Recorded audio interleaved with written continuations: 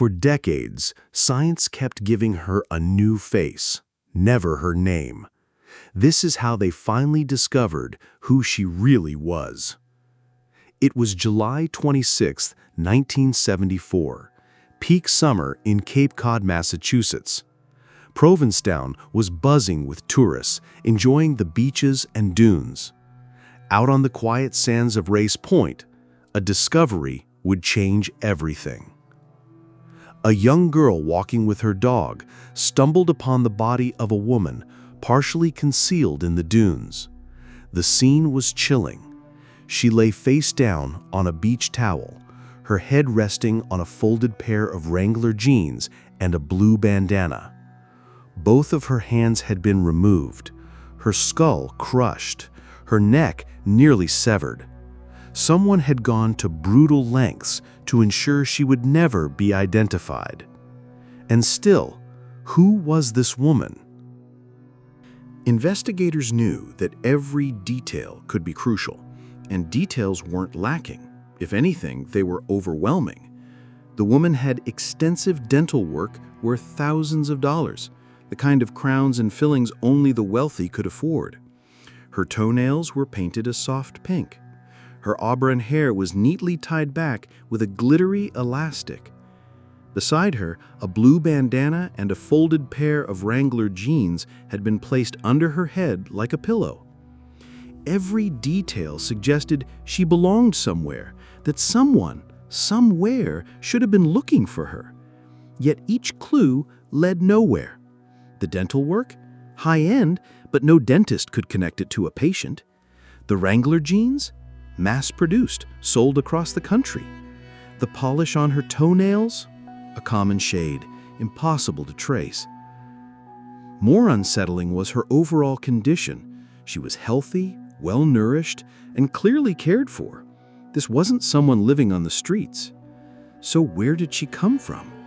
And why was no one looking for her? The Massachusetts State Police were baffled. They had a victim who seemed to come from comfort and stability with distinctive features, yet she existed in a complete vacuum.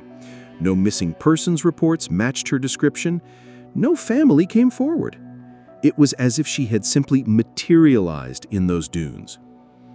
When traditional investigation methods failed, science tried to give her a face.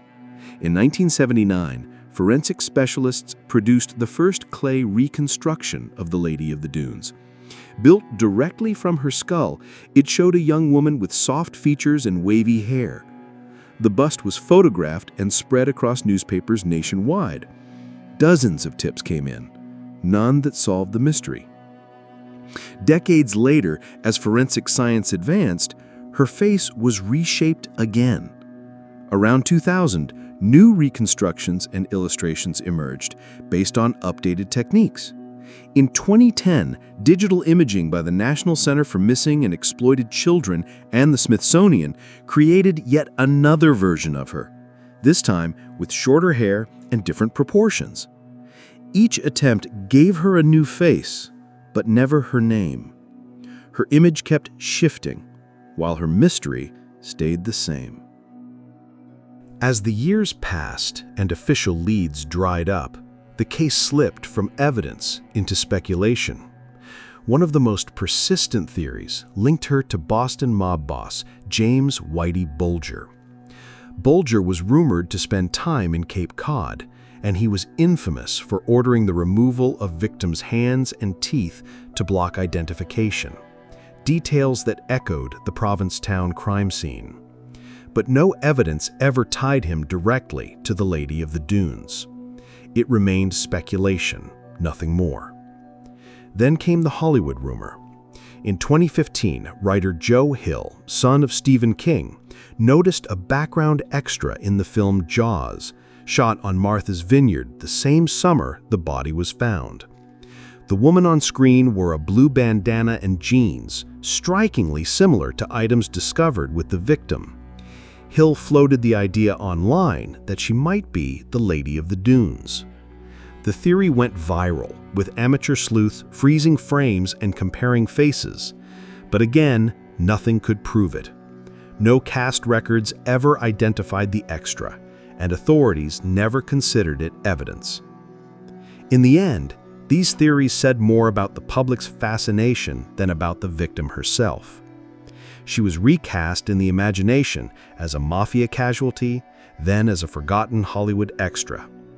Each version gave her a story, but none gave her back her real name. By 2018, traditional forensic science had reached its limits.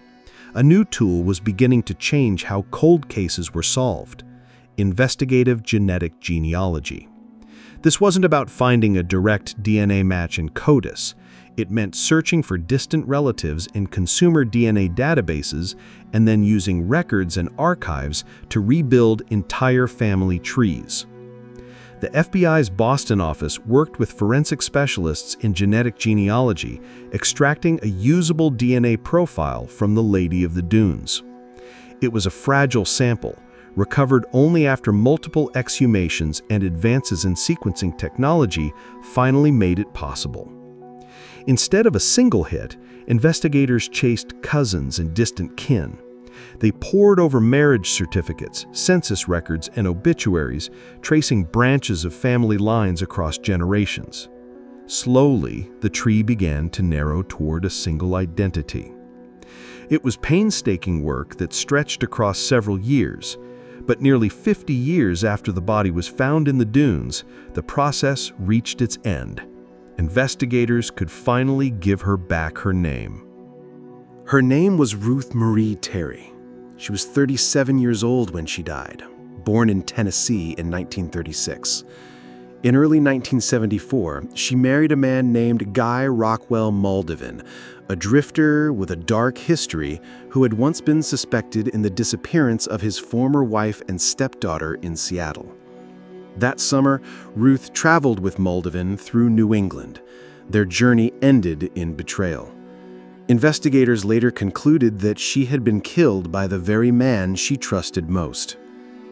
Moldovan died in 2002, taking any chance of justice with him to the grave.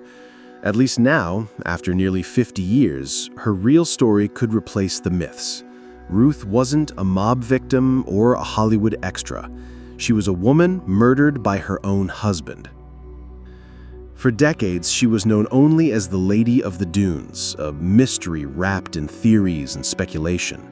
Investigators exhumed her remains, rebuilt her face in clay and pixels, searched dental records and DNA databases, all in vain. Until, nearly 50 years later, science finally gave her back her name, Ruth Marie Terry. Those clay faces weren't just reconstructions. They were reminders that she was someone's daughter, someone's wife, a real person, not just a cold case file. After all those years, it wasn't evidence from the crime scene that solved it. It was DNA connecting her to family members who never even knew she existed. We know her name now, but do we really know her story?